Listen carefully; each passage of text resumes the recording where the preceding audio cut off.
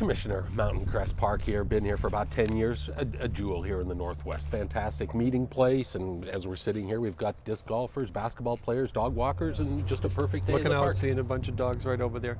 It's such a wonderful spot. It's almost a sanctuary, located almost in the middle of one of the largest RNP areas in the valley. The Northwest, in developing this park, worked extensively with the neighbors to give them the kind of open space that is deserving in an RNP. Very passive. You don't see a lot of programmable space here. You don't see lighted ball fields. This is more of that slower pace, a lot of walkers, great playground areas, picnic areas, family events. And really, again, it's a jewel in the midst of a very, very special area in District C. We'll talk a little bit more about Lone Mountain Park just up the street here, but I know it's very important here with neighbors all around here that you always take these parks to the community, right? You always get neighborhood involvement when you're designing parks and when you're adding phases to other parks. No question, and it serves many purposes. Perhaps the most important, you have a buy-in from your immediate neighbors and from the general neighborhood. They take ownership in the park. If they feel on the front end that they've been asked about design elements, landscaping, park hours, once the facility opens, they look at it with a lot more pride. They take ownership in it, and it makes for a better community amenity. Well utilized, I believe, one of 3 county parks with the disc golf, kind of a niche type sport, but a free one, and you can come here anytime of the morning or late afternoon, and there's always disc golfers out here. Very, very cool amenity for this park. A very competitive course, from what I understand, and an example of one of those county park elements that you don't find everywhere, but the fact that we've created that as an opportunity for Frisbee players, this has become a gathering place for that community. And it's interesting because we've had some incidents, as we do at most parks, where the Frisbee golfers interact with either the dog walkers or the passive people sitting on a blanket. And it got to the point where, not on a daily basis, but maybe once a month, we get a complaint from a neighbor that was walking in the park that was hit with a Frisbee. So we actually got a meeting together with the Frisbee community, and myself and Kim Bush and the Frisbee players walked the course. And we walked it, viewing it from a non-player's perspective. Angles, where their tee boxes and their holes were located. And we actually came up with some suggestions as far as redesigning a lot more signage, raise the awareness of the fact that this is a play area. And it's worked out well. We're going to see those changes implemented very soon. But as far as the interaction, you know, it's unfortunate that we even have one incident. But at the same time, in a park, you're going to get someone twisting their ankle in a gopher hole, or you know, someone slips and falls in the water area. A dog might bite someone, and they're far and few between.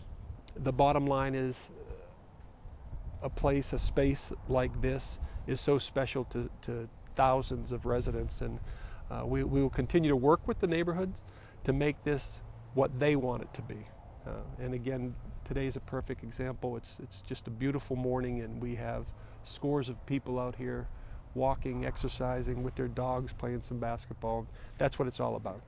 I know our esteemed Parks and Recreation folks haven't crunched numbers, but I might hazard a guess that given these tough economic times, our parks and free recreational activities, just as we've described, are becoming even more important. These parks are becoming even more utilized these days, Commissioner. I think so. And also you're seeing a lot more family gatherings, where maybe in the past they took a trip up to Utah or, you know, down to California.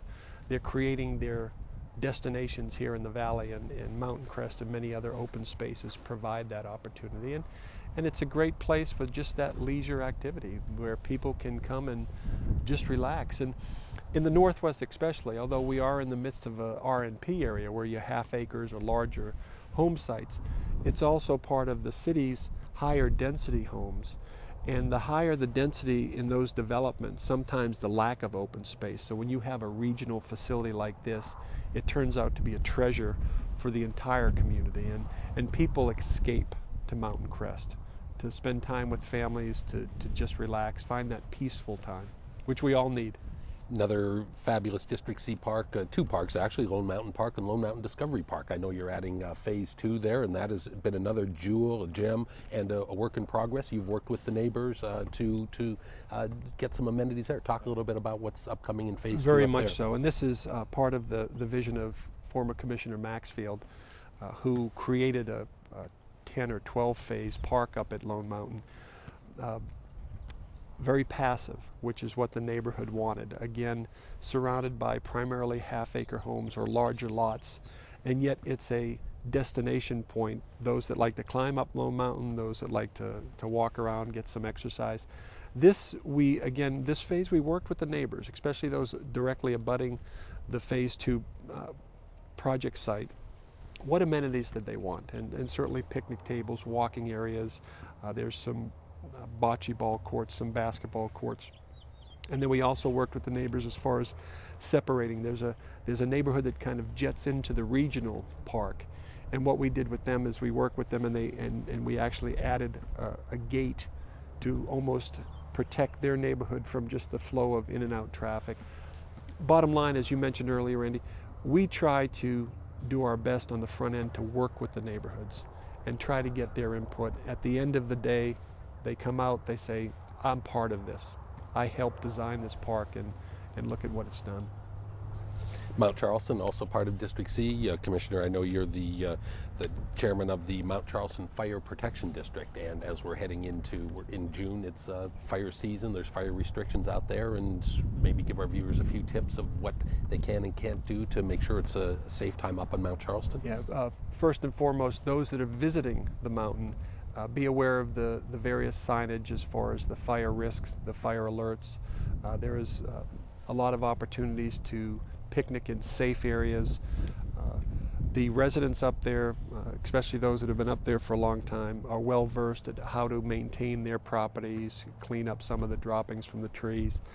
Great community outreach between the Metropolitan Police Department, Sergeant Fricker and his staff, the Volunteer Fire Department, and those community volunteers that really spread the word and raise the awareness.